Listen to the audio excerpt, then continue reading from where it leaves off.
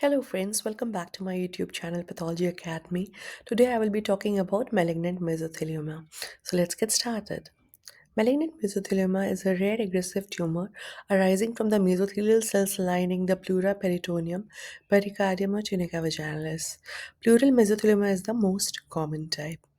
The etiological factors include asbestos exposure, which is a major risk factor in up to 80% of cases. Erionite and zeolite fibers are specifically linked to malignant pleural mesothelioma and likely more potent carcinogens than other asbestos. Smoking is not a direct cause, but it is related to malignant mesothelioma. Radiation exposure rarely is associated with malignant mesothelioma, and there is a possible implication of SV40 virus infection in malignant mesothelioma. However, it remains controversial. Talking about the pathogenesis, asbestos fibers cause chronic inflammation leading to DNA damage and mesothelial transformation. Genetic alterations are BPA1 mutation, which is common and may indicate better prognosis, CDKN2A or P16 loss, which can be seen on fish, and NF2 mutations. Clinical features are dyspnea, which can be due to pleural effusion, chest pain, which is non-pleuritic or pleuritic, recurrent pleural effusions, often bloody and exudative, and weight loss and fatigue are late signs of malignant mesothelioma. Cytological tests can be done, but they have low sensitivity and may show atypical mesothelial cells which are hard to distinguish from reactive changes. Histopathology, core biopsy is preferred. Histological subtypes are of three types: epithelioid, sarcomatoid, and biphasic. The most common type is epithelioid type, which is a better prognosis. Sarcomatoid has spindle cells and has a worse prognosis, and biphasic is a mix of both, which has an intermediate prognosis. Here in the micrographs, I have shown epithelioid, sarcomatoid, and biphasic patterns.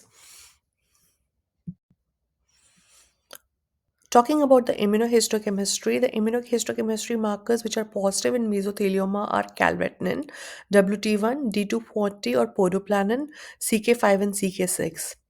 And those IHC markers which are positive in adenocarcinoma but negative in mesothelioma are CEA, TTF1, BRP EP4, and MOC31. Talking about the molecular test, CDKN2A or P16 deletion via fish strongly supports malignant mesothelioma. BAP1 IHC loss differentiate between malignant and reactive mesothelial proliferations. Talking about the differentials, metastatic adenocarcinoma is the most common differential and it can be differentiated by the IHC markers TTF1, CEA, BER, EP4, which is positive in metastatic adenocarcinoma and negative in malignant mesothelioma. Reactive mesothelial hyperplasia is another differential in which BAP1 is retained and P16 is not deleted, unlike malignant mesothelioma. And sarcoma is another differential diagnosis and it depends on histological and IHC profile. The treatment options are surgery, chemotherapy, immunotherapy, and radiotherapy. Prognosis wise, epithelioid malignant mesothelioma have better prognosis as compared to sarcomatoid, which have poor prognosis. Stage at diagnosis is often late, and then the prognosis is poor. Tumor burden, if high or effusions are present, then there is worse outcome. Median survival rate is generally 12 to 18 months.